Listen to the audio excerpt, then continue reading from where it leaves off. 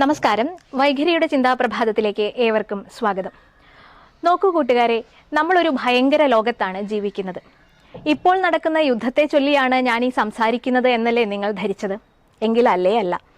നമ്മൾ ദൈനംദിന സംഭാഷണ മധ്യേ ഉപയോഗിക്കുന്ന ഭയങ്കരം എന്ന വാക്കിൻ്റെ എണ്ണം വർദ്ധിച്ചുകൊണ്ടിരിക്കുകയാണ്.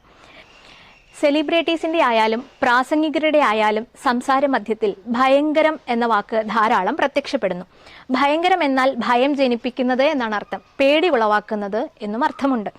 നോക്കൂ, ഒരു സന്തോഷം വരുമ്പോൾ ഭയങ്കര സന്തോഷമായി എന്ന് പറയുന്നു. രുചിയുള്ള ഒരു ഭക്ഷണം കഴിക്കുമ്പോൾ ഭയങ്കര രുചിയാണ് അതിന് എന്നാണ് പറയുന്നത്. ഭംഗിയുള്ള ഒരു വസ്തുവിനെയോ വ്യക്തിയെയോ കണ്ടാൽ ഭയങ്കര ഭംഗിയുണ്ടല്ലോ എന്ന് നമ്മൾ പറയുന്നു. സന്തോഷം എങ്ങനെയാണ് ഭീകരമാകുന്നത്? രുചിയുള്ള ഭക്ഷണം കഴിച്ചാൽ നാം എങ്ങനെയാണ് പേടിച്ചോടുന്നത്? അപ്പോൾ ഈ വാക്കിൻ്റെ ഉപയോഗത്തിൽ നാം ശ്രദ്ധിക്കണം എന്നർത്ഥം. ഭാഷ ആശയവിനിമയത്തിനുള്ളതാണ്. കാര്യം മനസ്സിലായാൽ മതി. പക്ഷേ അർത്ഥമറിഞ്ഞുള്ള വാക്കുകളുടെ പ്രയോഗമാണ് കൂടുതൽ മനോഹരം. ഇനിയെങ്കിലും ഇത് ശ്രദ്ധിച്ച് നമ്മുടെ സംസാരത്തെ നമുക്ക് മനോഹരമാക്കാം, ഭയങ്കരമാക്കാതിരിക്കാം. നമസ്കാരം.